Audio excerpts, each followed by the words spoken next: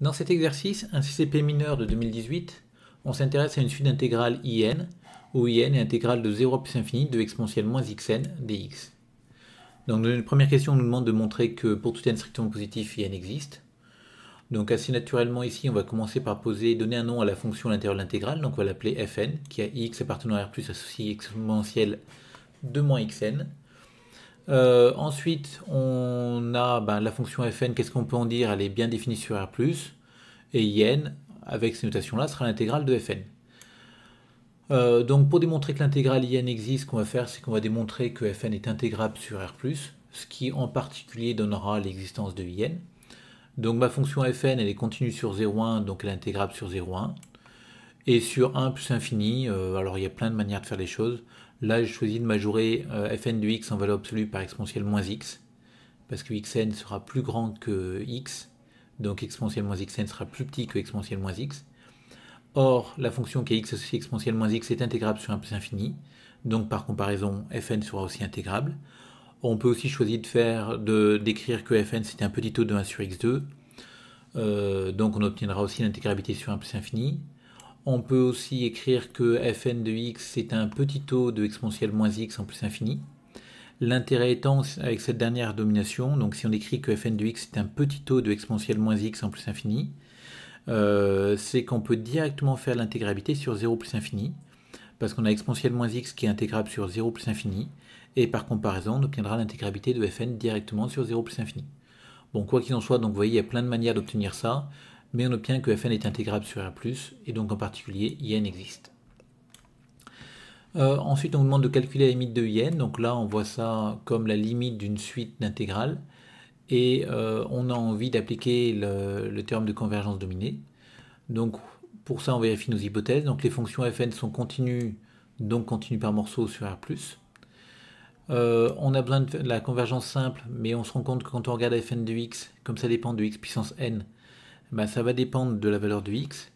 Donc si x est compris entre 0 et 1, x puissance n va tendre vers 0, donc fn de x va tendre vers exponentielle 0, c'est-à-dire vers 1, par continuité de la fonction exponentielle en 0. Si x est strictement plus grand que 1, dans ce cas-là, xn va tendre vers plus infini, donc exponentielle moins xn va tendre vers 0. Et enfin, si x égale 1, on a fn de x qui est toujours égal à exponentielle moins 1, donc ça va tendre vers exponentielle moins 1.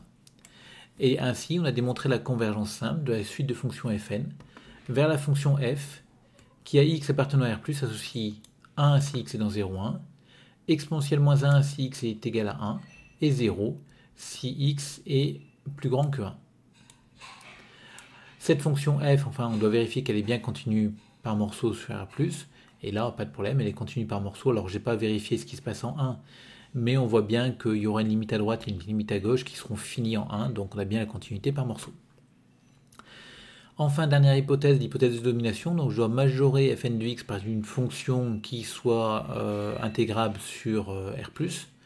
Donc j'ai fn de x qui est égal à exponentielle moins xn, qui est plus petite que 1 si x appartient à 0,1, qui est plus petite que exponentielle moins x si x est plus grand que 1. Donc là, je vais poser cette fonction phi définie par morceau.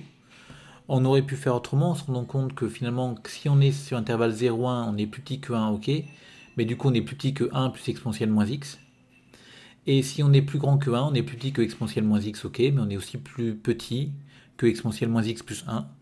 Et donc dans tous les cas, j'aurais pu majorer fn de x par la fonction 1 plus exponentielle moins x, et poser phi de x égale cette fonction-là, ce qui aurait d'ailleurs conduit au même résultat final. Donc en tout cas ici, on a phi, qui est ma fonction définie par morceau, qui va être intégrable sur 0,1 parce qu'elle est continue sur 0,1, ou on peut voir aussi en disant que c'est intégrale d'une constante sur un intervalle borné, donc en tout cas pas de problème. Et sur 1 plus infini, c'est intégrale de exponentielle moins x. C'est une intégrale classique du cours. On sait que cette intégrale-là, exponentielle moins x, est intégrable sur 0 plus infini, donc elle va être aussi intégrable sur 1 plus infini. Donc phi est intégrable sur R+, finalement.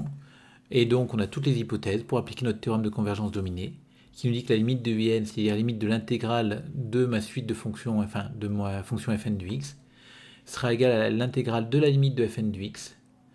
Et la limite de fn de x, on va couper en deux, donc ce serait l'intégrale de f.